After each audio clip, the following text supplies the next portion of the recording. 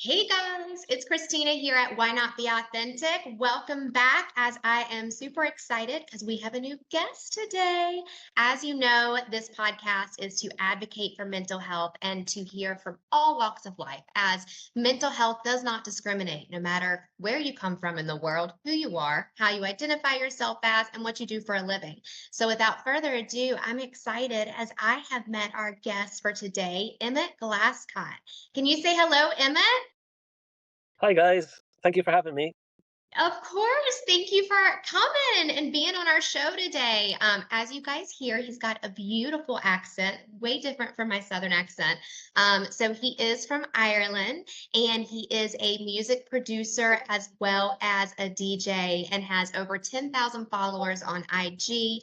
And he actually just signed a record deal in Poland and has some songs that will be released in May and in June. And if you want to follow him on IG, his IG account is Emmet Glasscott, as well as his website is www.emmetglasscott.com. Did I say your last name right?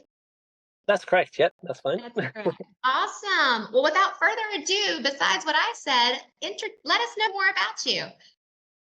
Yeah, as you say, I'm a music producer. Um, I just love music, so I always wanted to do something in music. I didn't know what exactly. I don't really sing, so I wanted to write lyrics, and I started to write a few lyrics, a lot of songs. That was roughly the summer of 2018, and then I just kept at it, and people really seemed to love it. And from the lyrics, I started to meet a lot of singers, and then from there, I started to get really into production. And I released one song that did really well in Spain, um, and that was an original song. And then I got track signed to one of my favorite DJs in Ireland, who I grew up listening to, and that track was called Home, and that was another original song. And I just realized that it was unique to do music because a lot of my friends don't really have their own business or anything like that. And it was just something that the people to the left and right of me they weren't really doing. And I thought it made me really unique, and Hmm.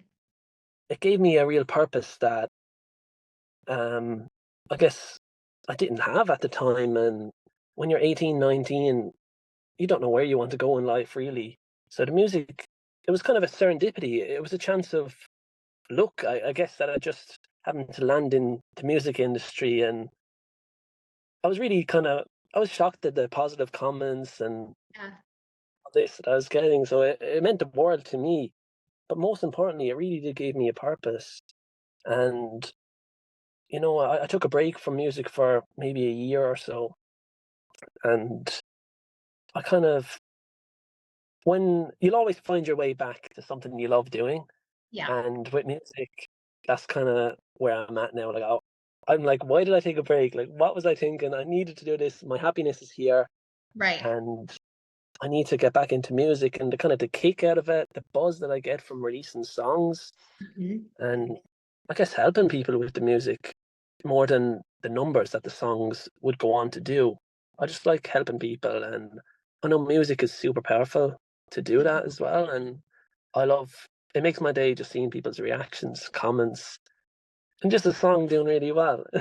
Yeah, definitely. Okay, so I have to back up for a second. So you're 18, 19? I'm 25 now, You're so 25 now. I So you've been started doing it for some time. 4 or 5 years, definitely. 5 years? 19, I think I started. So yeah, 5 years next month. 5 years in July. Okay, So 5 years in July. Well, and I'll have to tell you, so I listened to the song called War. And you said that you wrote the lyrics for this song, correct? yeah, I co-wrote those lyrics. Yeah, You co-wrote them? Who'd you co-write them with? I wrote 'em with a Canadian singer. He's called OMZ. That's his artist name. Um, Is it Dax?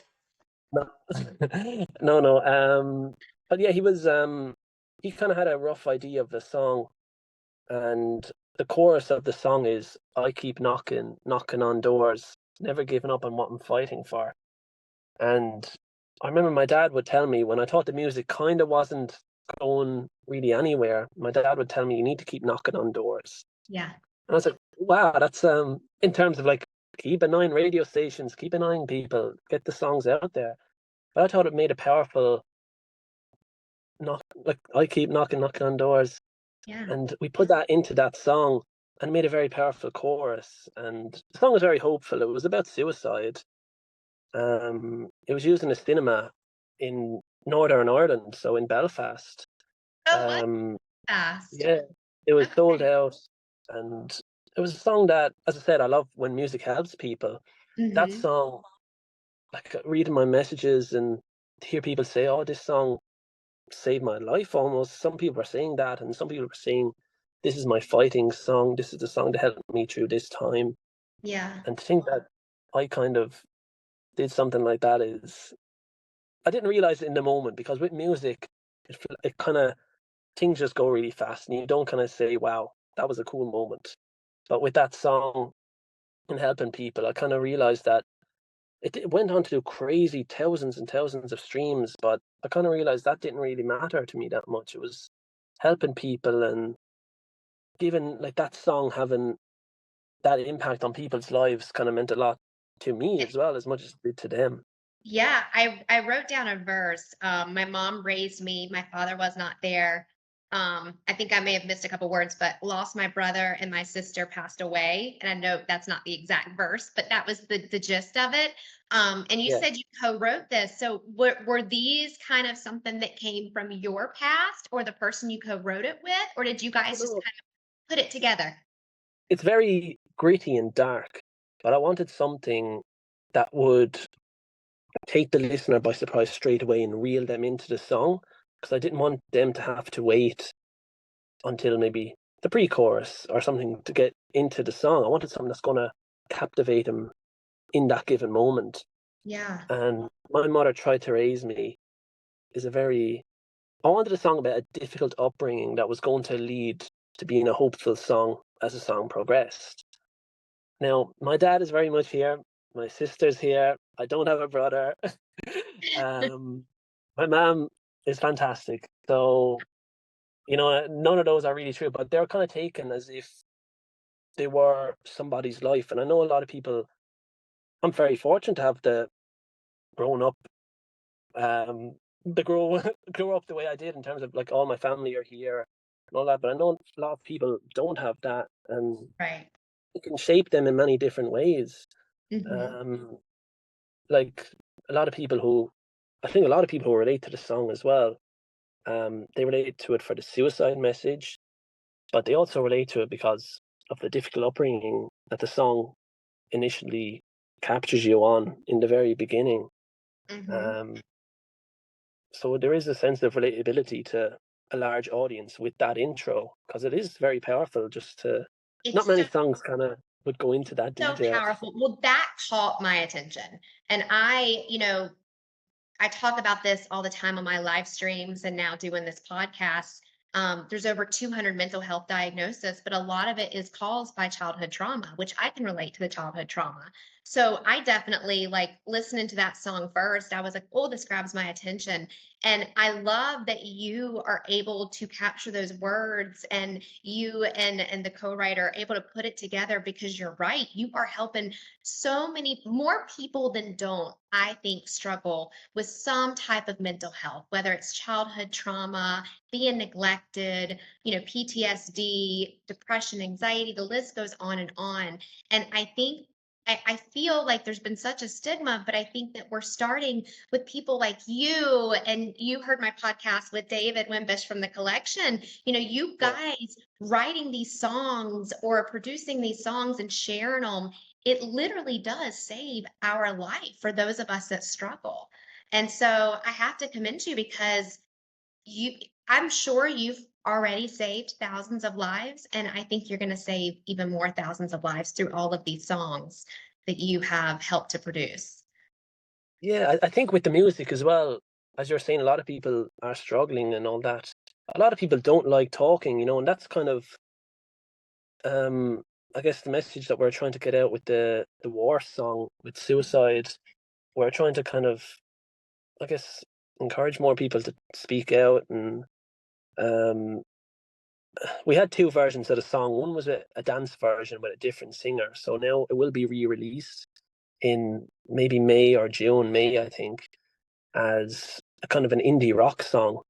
And we've got a big singer from America. He was on The Voice, and he's called Jordan Grace.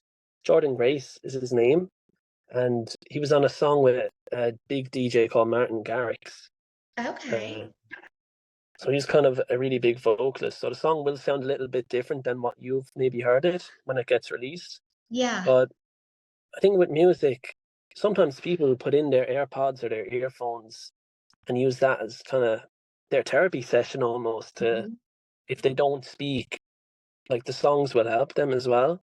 Yeah. Um, so it is difficult to kind of make songs like that, but there's something about those songs that I really, really like. I just love the vulnerability of them, the powerful message that they send across. And as you say, the idea of helping people is true music is, because I'm no therapist or anything like that, but Right. I love music. I love the idea of helping people, and if you can do that through music, it's a win-win, I think. I love that you said that you love helping people. I'm a RN by trade, and I think we've talked about that, but Yeah. that is my thing too. And I'll tell you with me, because I have, struggled with my mental health. These types of songs and people like you sharing these lyrics and stories, and it really does help us. And I think it also helps us to finally feel okay to be vulnerable enough to share our story, because it is hard. But what I can say is I also feel like with like sharing our story, you may not realize it in the beginning, but it's almost like it's therapy. Like it's healing to hear the music and go, oh my God, it wasn't just me that went through this, or it wasn't just me that's feeling this way. There's a lot of people that are feeling this way, and the way that you guys, spend it into a positive, it speaks volumes, and I absolutely love it. And I haven't heard all of your music yet, but that one I had to listen to over and over just because of the lyrics, which I love. And so you said you are releasing in May, June, a new album, right? There's a song that I got signed. There was a Polish DJ. He's very big in Poland. He had a lot of songs with 10 million views, millions.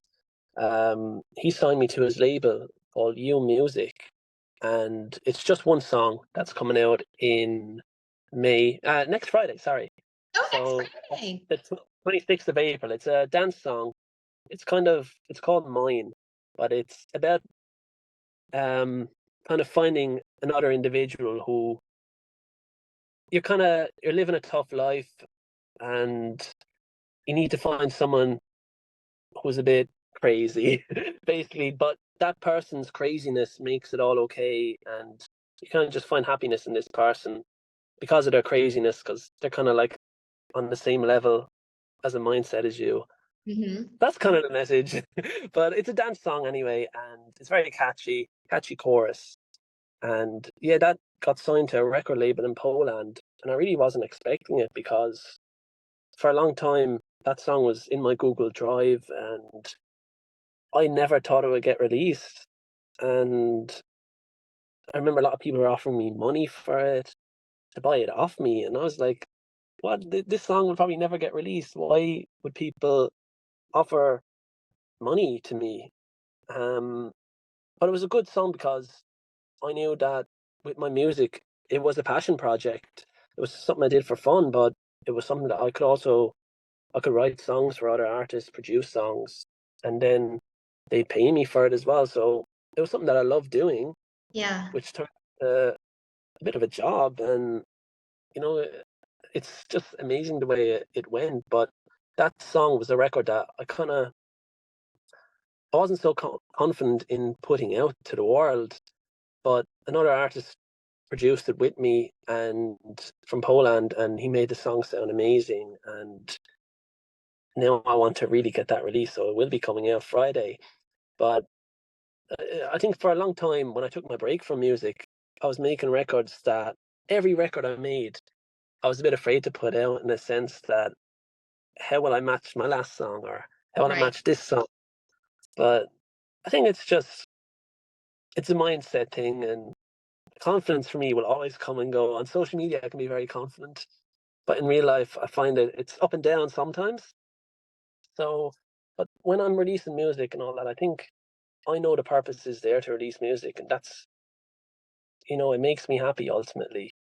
Yeah. So when I am active, am releasing music, you know, it, it's just a great feeling, and it does give me fulfillment a It lot. And does. Yeah.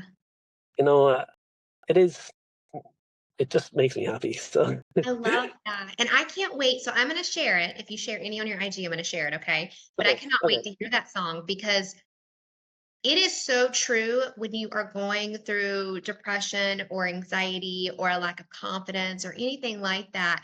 At least I felt like I was alone. Like it was hard to find people that could understand. And so for years it was like I didn't feel comfortable talking about it. And now that I've started talking about it and started this platform and this podcast, I'm finding so many people are like, thank you for talking about it. And now music coming out like yours, that is talking about it and normalizing it. I think it's just going to make it a better mental health space, not just in my country or your country, right? But the world, which is, to your point, so fulfilling. Do you mind if I ask, do you struggle at all with depression or anxiety or anything like that? um, I'm very lucky as that. For me, I run every day, and that kind of keeps me happy. And I find once I fall out of kind of my usual routines, Hmm. I get very um motivation. I think that's what I would call it. I always say my motivation is down at the moment. Yeah. So, and that can go on for maybe 2 months or so. But I find that it's always kind of in the winter when I stop exercising, my diet kind of goes poorly. Hmm. Um, and maybe with the music, I'm not very active in that. So I always kind of say it's a bad period, but I'd never kind of say, because I've seen how your depression might affect other people, and maybe it does affect people differently, but I've seen how strongly it can kind of affect other people. So I'd never say it would be that, but I do find, you know, if I stop exercising, I feel that's my core. When I stop doing that, I feel like everything falls into place when I have that right. But when I fall out Right. of that rhythm, and I feel like life just kind of goes up and down. So I need to do music, I need to exercise, and I do need very little in my life to kind of keep me content and satisfied. Um, but sometimes my life can be very the same, and I do need to change things up as well. But you know, I like getting out of the house and things like that. So, but personally, I wouldn't really struggle too much at all. It's just, yeah, I do find the winter months, December, January, February, the kind of seasonal depression, I think people call that. I do find that time not much kind of happens for me. Get very lazy. Yeah. um, but I'd never call it anything serious as your depressions, as anything like that. I do overthink a lot. My friends kind of say, "Oh, you're overthinking this, overthinking that." So maybe a bit of anxiety might come there.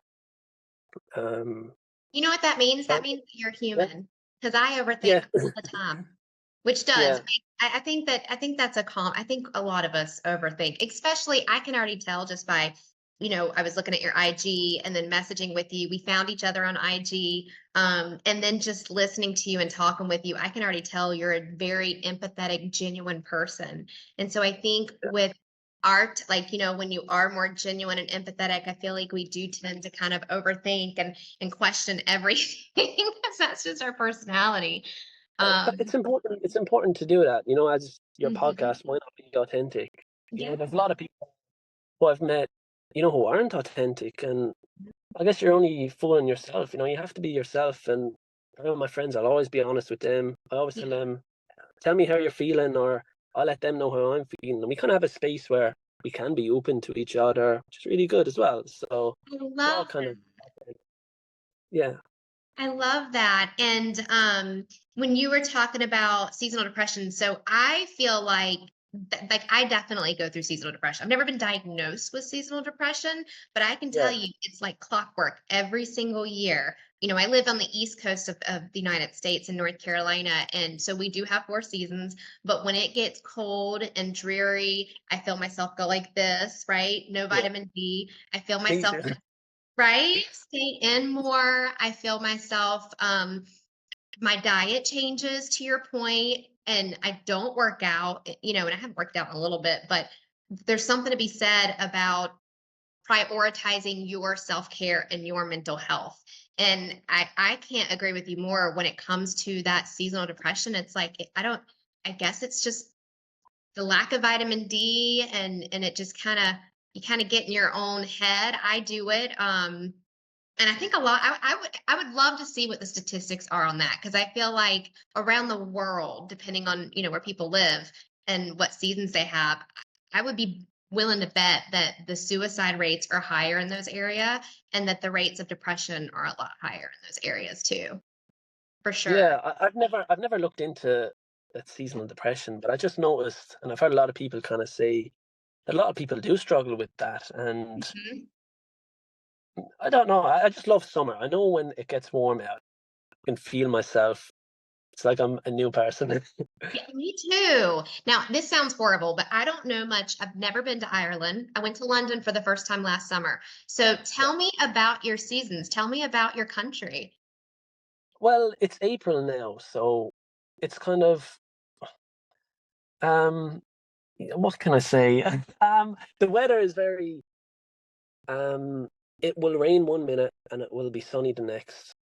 I went for a run yesterday thinking it was really sunny out and it just poured down with rain.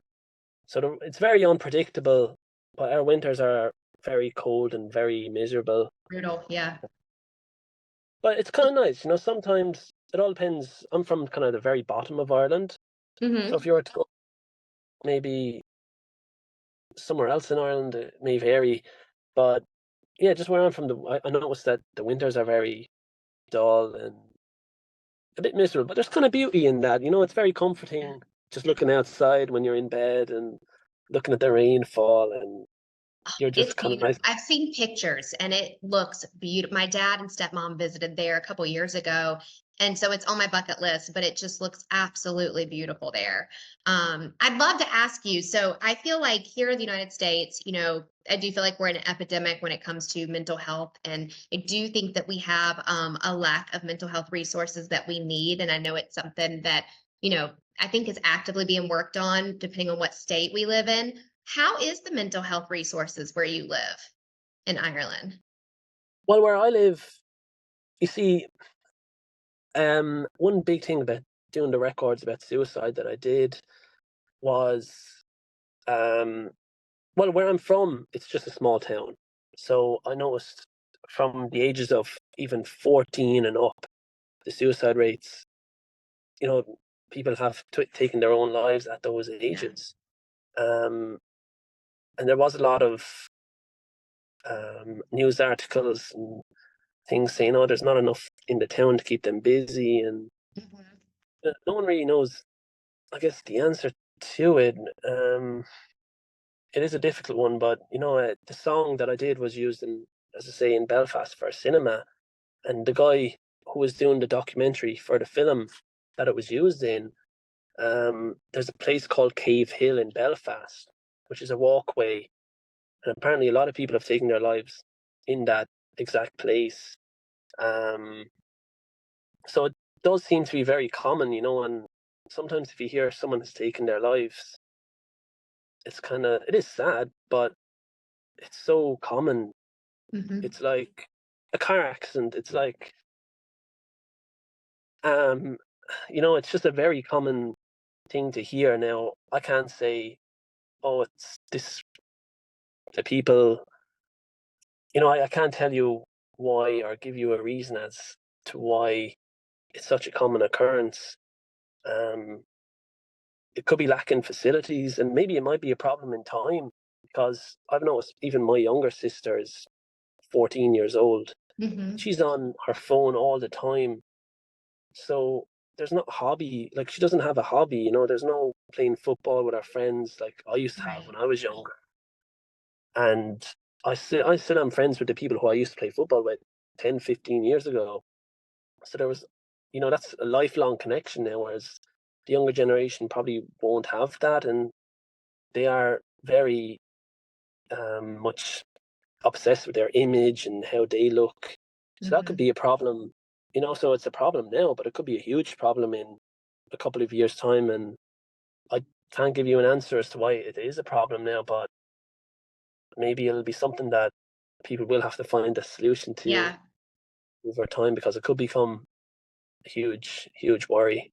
I agree with you. I think that because I'm 37. I'm old. Yeah, I graduated high school in 2005. So we did have cell phones, but we didn't have iPhones then. Texting wasn't really a big thing. Social media really wasn't that big. And I do think that has a lot to do with it. I think too, I feel like ever since COVID, and I don't know how you guys were affected by COVID, but I feel like ever since COVID, I feel like that's when the suicidal rates really increased and the depression. And I think a lot of it is maybe a lack of resources. Here we have insurance, but if you don't have insurance, how can you get therapy? How can you get if you need medication, right? Um, yeah, but I think another aspect of it people just did not feel comfortable talking about it. Men, women, non-binary. I feel like there was such a stigma for so long. And I really do feel like we're kind of turning the corner, especially with people like with releasing music like this, with Dax, I've mentioned. He's from Canada, I believe. I don't know if you've heard his music. yeah. I Um, heard you speak of him. huh? I think I think I've heard you speak of him in the collection podcast. I think you might have Yeah. mentioned his name. Would love to get him man on my podcast, but I don't know. He's got a song that's very similar. His music is very similar to the music you've produced and the collection, as far as advocating for mental health. He did an album with Darius Rucker.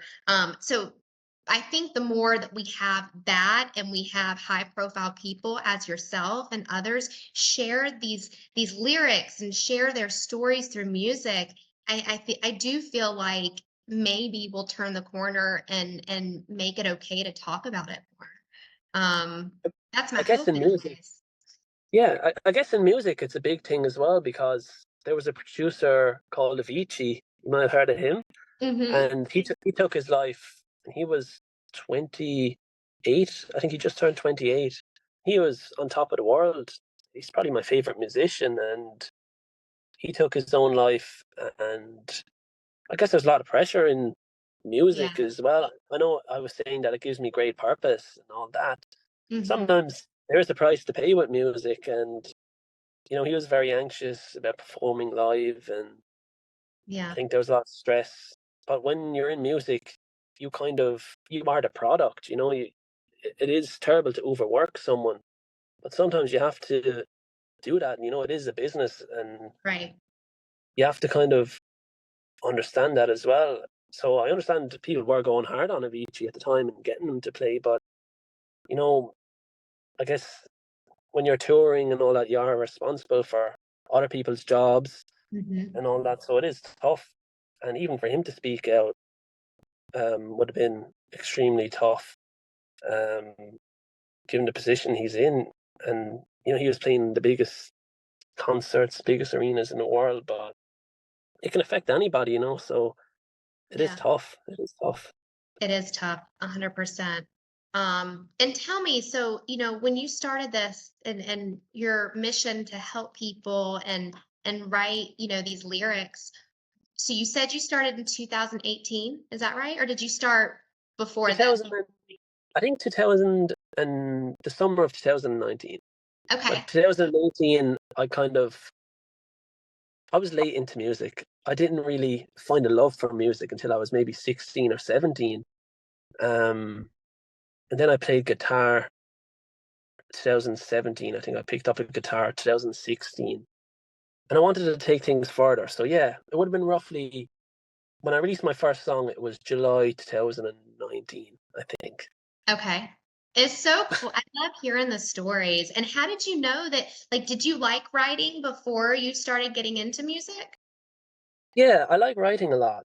And then I remember I was with one of my friends and I said, let's write a song in the fastest amount of time as we can. And I was sat in my bedroom and I wrote a song called Take Me to Paradise. It was a dance record and it kind of had no meaning except having a good time. Yeah. um, and yeah, I remember doing that song and we completed it. And my friend said, oh, you know, it looks like a good song just based on the lyrics. Yeah. And I said, okay, we could try and get a vocalist and just see what happens. We don't have to release it. So I found a vocalist online. Her name was Sandra Bullet, and she was from Portugal.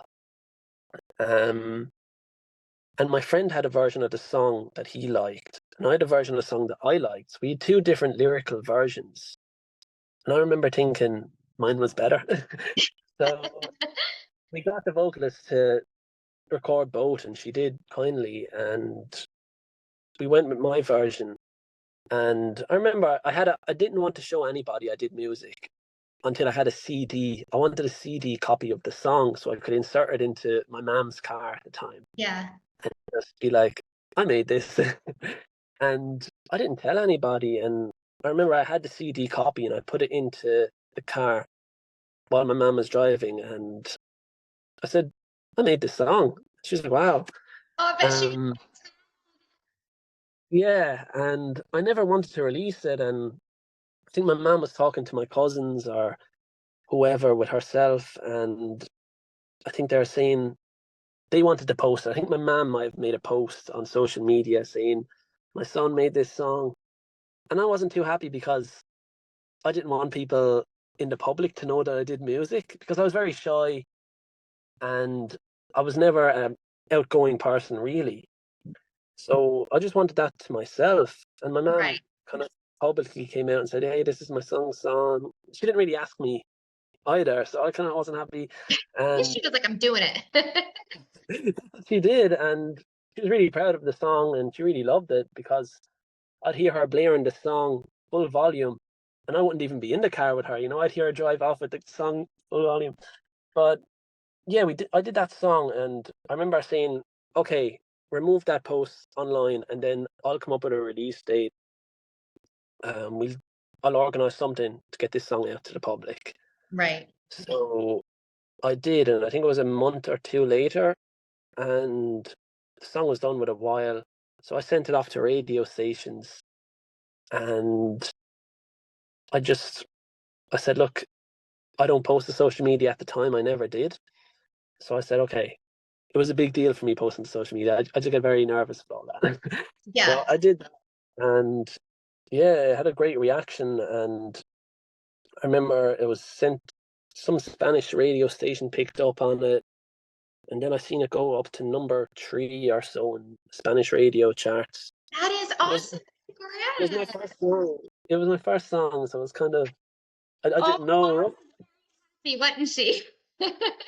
Very happy. She loves hearing the songs, and if I don't show her new music or anything, she'd be like, "Where's the next song?" She always wants me and my dad. They're both very pushy on the music, which is good.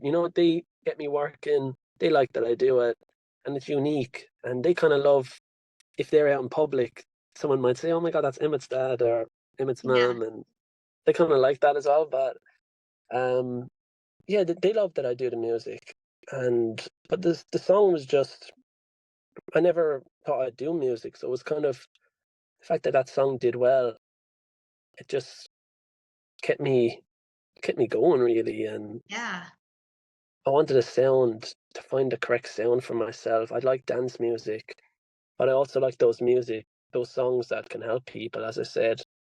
So, you know, the song I did for suicide, and there are just there's some different sounds in there, but I just love songs that I love making good music and the Yeah. songs that have meaning. War So is the name of the song about suicide, right? yeah, Yeah, that was the one we were talking about. And tell me, just so in case, David Wimbish reaches out to you, or Dax, or Darius Rucker, right? So tell me the process. Do you always co-write with someone, or like, do you have a set person you co-write with, or do you write something? And I know you said you would produce it with someone and then send it to radio stations, but thinking about, like,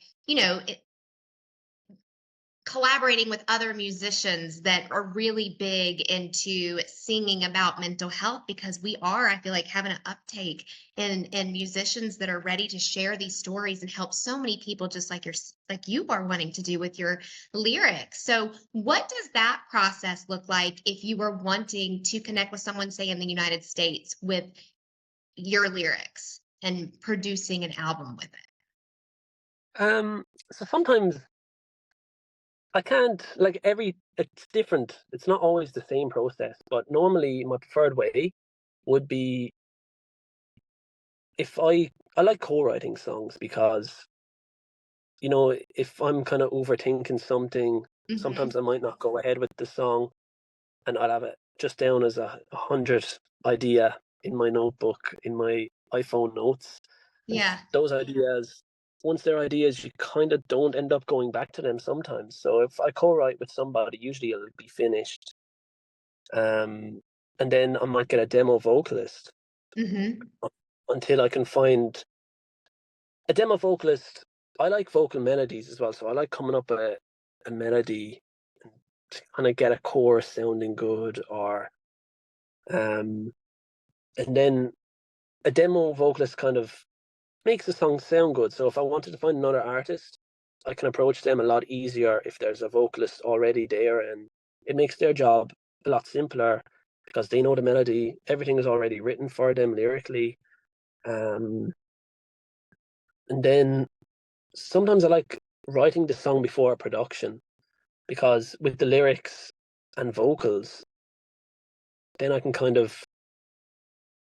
I produce the songs in my head before I put them onto my laptop. So I'll get the sound that I want to go for just by hearing the vocals, and I'll put that all into my software, and then the production will be there. And the production might be about 70% until I find the vocalist that I want. Right. So that could be a DM slide on Instagram. That could be, um, I might find them anywhere. TikTok. If I see someone good, someone I like, that's enough for me. So then I'll go over to them, ask if it's okay, if it's something that they like doing, but I have to make sure that it kind of fits in with their background Right. to the new vocalists. So, I wouldn't go to the collection, the band, if I had a huge dance song. I'd like something maybe like The War, like something that would fit in with their previous sound as well. Right. Um, but sometimes if they're collaborating with me, kind of my name is on the song, so they can kind of distance themselves as an artist and they can kind of try something different. Like if they want to do a dance song, maybe they couldn't come out with one under their project. But if my name's with it and I'm a kind of a dance producer, I could Hmm. choose anything but dance music.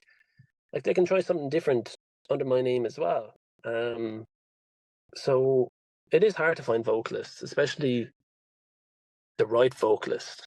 Right. Um, but I do love powerful vocals.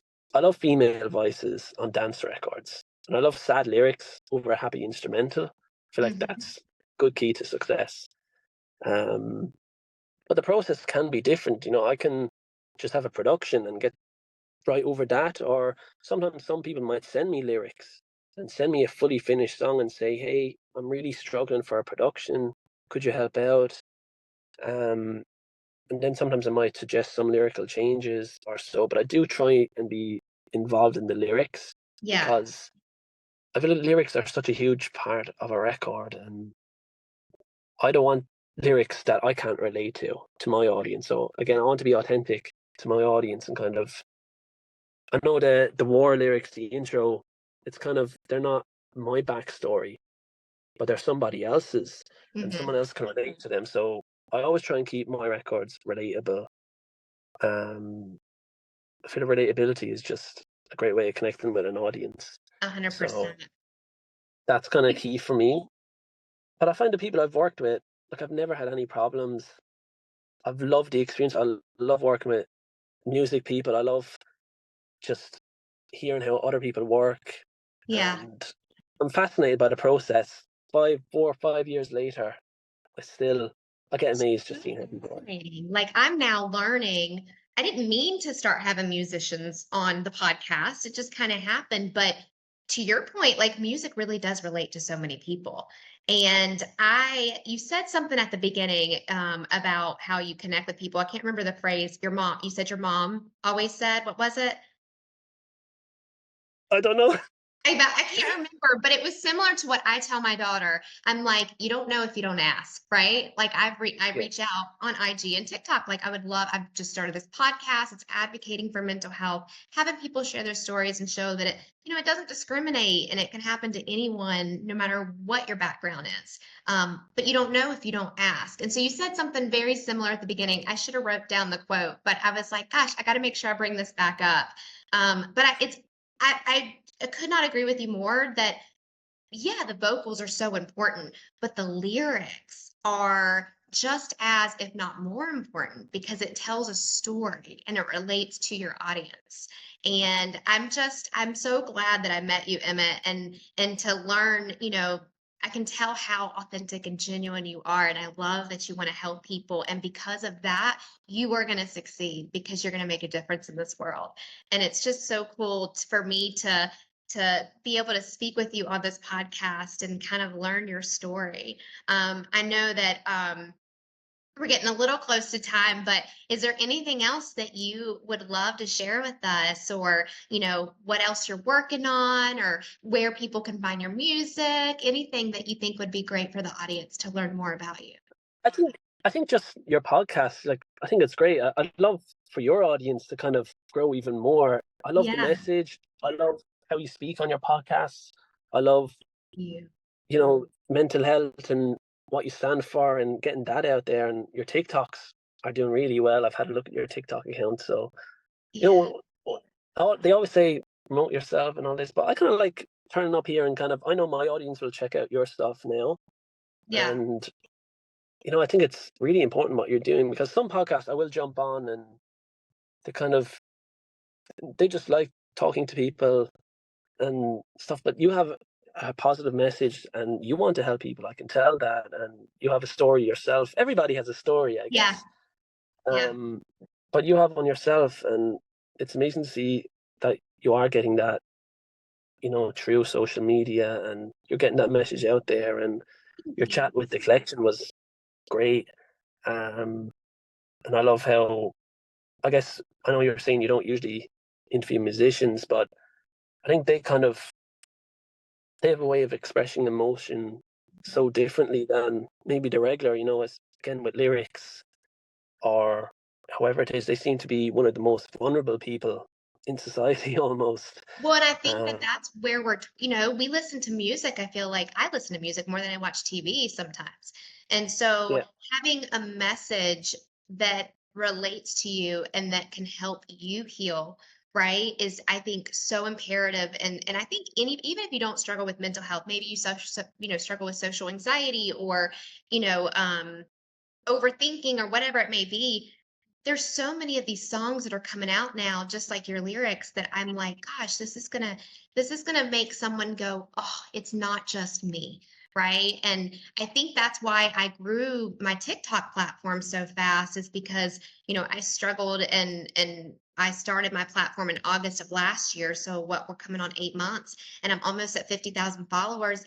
And so I don't call it my platform when I'm live streaming. I say it's ours because I'm not a licensed therapist. I'm not a doctor. I am a nurse by trade, but it's more of a place for me to help heal and grow and connect to other people so we can be there for each other and normalize talking about it.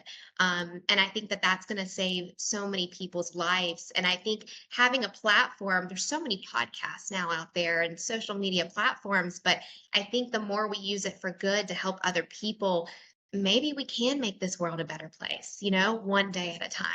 And so it's people like you and like David with the collection and being able to say, "Hey, I would love to be on your podcast." You know, I think that we're going to be able collaboratively together to really make that difference. Which is just Yeah, it's so sure. exciting and to watch each other grow and connect. And I just think it's really cool.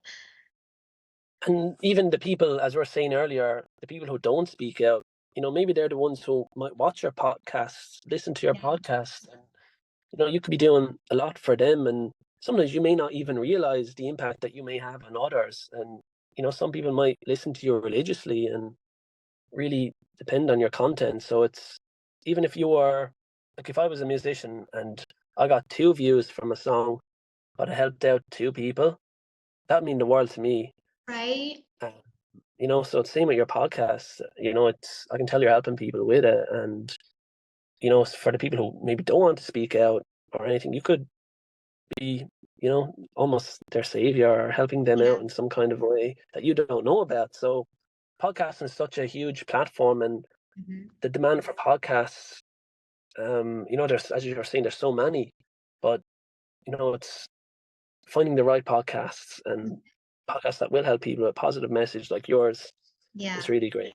Thank you so much. I really appreciate you saying that. I really do. And I was gonna ask you one more. I have ADHD and I already forgot what the question was.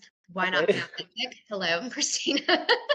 I was gonna ask you something else though, and now I can't remember what it was. Um, Okay. it'll come to me at some other time, I guess.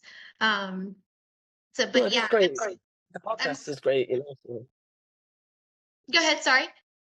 yeah, no, the podcast, as I say, it's a great thing, and I guess my field with the music and yours is kind of they do collide. At some points, as I say, with the mental health, it is very much in my music as it is Mhm. in your podcast. So it is important to get that message out there, probably It now is. more than ever. Because as we are saying, in a few years' time, it could be even more of a problem than it is now. It So could. I mean, with the world, the way I mean, the news left and right, and I'm talking international, all over the world. Like it's one thing after another. I feel like since COVID, or maybe because I'm an adult now, I don't know, but it's definitely affecting people, right? I remember what I was going to ask you. So you said you're also a DJ. Do you currently actively DJ?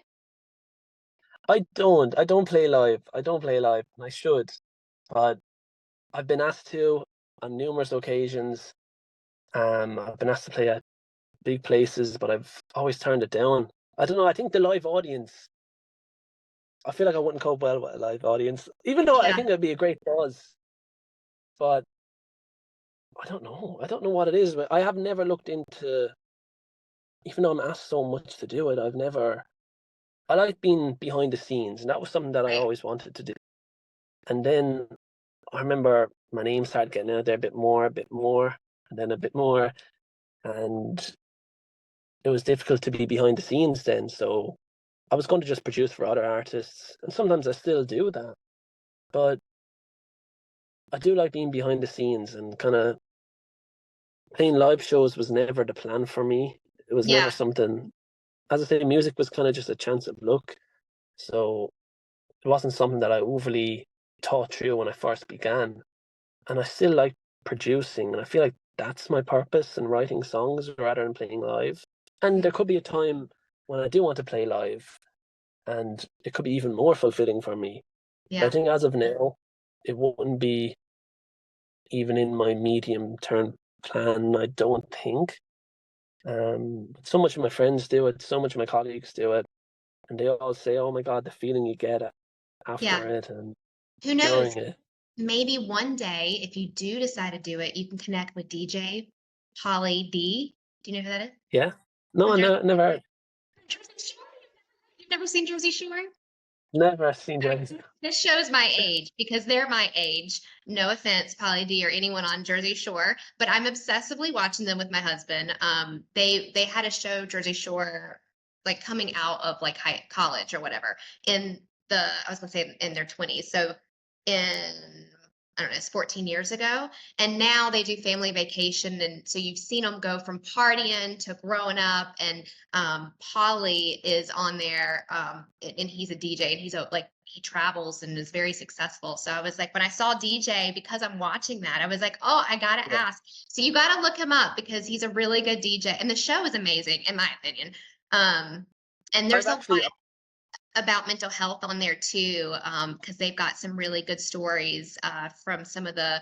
It's a reality show, so some of the people that are on the show, Mike, the situation, Ronnie, they're openly have talked about their past with struggling with addiction and the impact it's had on their mental health, and so that's a big, I think, reason why I've watched it more lately is because they're openly talking about that. So when I saw that you were a DJ, I was like, I gotta ask him.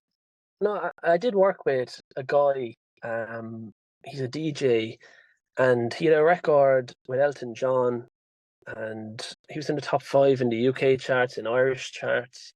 He had a big a big run in music for a while, and he was a DJ in Greece, and I went on holidays in Greece last August. And I remember he was playing in a nightclub there, and I remember looking at him being like, "Oh wow, why don't I do this? I should really do this." Yeah. And he invited me up on stage with him and all that. But after the show, I said, "Oh, you were fantastic." I said, "Well done, great night." And he was saying thanks and all this, but he was to do his shows. He said that he always had to have alcohol, or he couldn't perform live. And he said on his rider, or a kind of a tour rider, I think they call it, Hmm. it's one thing that they have before they turn up to a venue. And he'd always say he needs alcohol. And I was kind of looking at him after the show, and I was kind of like, wow, he was great. And all he's achieved in his life, he doesn't need to come out to a party island in Greece to DJ and to be almost legless and full of alcohol. And I was kind of looking at him, and I kind of said, it looks amazing to do that. But at the end of the night, he couldn't really even speak to me. He was kind of so wasted. And Right. I looked at his schedule, and I said, wow, he's got all these shows coming up. And he's probably going to be legless, barely able to speak, Hmm. um, just to do this. And again, I mean, it was the same with Avicii, that he needed alcohol, he needed all that to perform as well. But yeah, it was kind of a bit, that kind of made me think again, was DJing something that I'd ever want to get into? Yeah. If these guys, they're enjoying it, but they're kind of not enjoying it in a Yeah. way. Um, I didn't really like it. And when I saw that, it kind of gave me a different outlook on DJing and kind Oh, of I'm said, sure. I'm sure. I don't know. Because on the show, more than a couple of them do drink. So I don't know if DJ, Polly Shore. I always want to. It's not Polly Shore. It's Polly D. That's his name. I don't know if he does that, but I can tell you that Mike's the situation that's on there. He is 9 years sober, and so he goes around now, like going to in the US at least, going to places that are for alcoholics and addiction. And he wrote a book, which I cannot wait to read. And I think honestly, like that's been a big part of why I've been so obsessed with watching the show lately, because seeing, you know, again, Mike was not the DJ Polly Short or Polly D is, but just to see how he evolved and showing that and sharing that, because I think that addiction is definitely something, especially in the entertainment industry and all the travel and being able to get in front of a crowd, and then you deal with your demons of alcoholism or whatever, and whatever mentally that brings about. And so I think that's something too that I think needs to be talked about more. Have you ever thought about writing a song about addiction? um, maybe I might have some You over the should. years. I probably have a couple, but I do like those songs that are kind of, I guess it is a struggle in a way. And Mhm. I love songs that do hold an initial struggle, but I like always having hope in my songs. So as the song progresses, I don't want it to be all bad, all sappy and sad. about your song War is because, it's sharing the journey of, okay, this happened, it's been tough, but we end on a positive note. And I think that's what's so important about these lyrics and these songs. And yes, I struggled and this was my story, but this is where I was able to evolve to, right? Just like Mike, the situation. You've got to look him up. It's Michael Soren. I'll message you on IG and Yeah. send you his info. It's just the story behind it because addiction is something that's been very bad in my family. My mom's a recovering alcoholic. She has tried to kill herself when I was in seventh grade. Actually, I've had a lot of suicide Sorry. attempts in my family, which I think honestly is what led me to having PTSD and dealing with depression as a mom and adult now, right? But it's so real, the addiction. And I think a lot of people struggle with it. And hearing these stories and even like hearing a lyric, I can't wait whenever if you ever do write something about addiction. Because for me as a child of someone that was an alcoholic, and if they're an alcoholic or an addict, there always are, um, is what psychologists say. But hearing other people share those stories and lyrics and ending in a positive note, I think also will save so many people that are kind of ruining their life by drinking themselves to an oblivion, you know?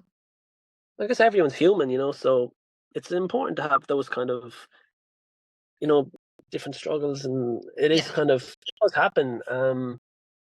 But it's yeah. So I like kind of keeping the hope in all the records because there's a way And out that's what we need for is more almost everything. positivity, right? Yeah, exactly, and it's relatable, So Well, thank they're you so great. much, Emmett. This has been so I could be on here and like pick your brain and talk and talk and talk and talk, but I got to go pick up my Yeah. kids from school. But I cannot wait to edit this and share it with you. And again, for those that are listening, where can they find your music? Yeah, Spotify, absolutely everywhere. Emmet Glasscott. My website www.emmetglasscott.com. Um, And make sure Instagram, you Emmet follow Glasscott. him on IG. Yeah, if you want to. Yeah, but as I say, I do hope that your podcast grows even bigger and bigger. I know everyone they always tell me, "Hey, follow Emmett because he's on our podcast." And this, but I really hope that your podcast does do really well and it grows even more because, as I say, I love the message. You have a great personality for the podcast. I think you're Thank you. fantastic. Thank you. So I really all the best. appreciate it. And I would love to have you again sometime in the Yeah, future, whenever you're do ready. do do. Okay, I'm always awesome. free. I All make right, myself free for you. awesome. Well, guys, again, this is Emmett Glasscott. He is on IG, over 10,000 followers. His website is www.emmett, one T, Glasscott, one S, and two T's.com. Make sure you give him a follow. Listen to his music. He, writes and produces the lyrics, and there's such strong messages. And he's got a new song that has, again, been had a record deal in Poland, and that'll be released next Friday. And they can find it on Spotify under your name, or where can they find it on Spotify? Yeah. Under my name, Spotify, Apple Music, Okay, perfect. wherever you listen to your music, Pandora, YouTube, everywhere.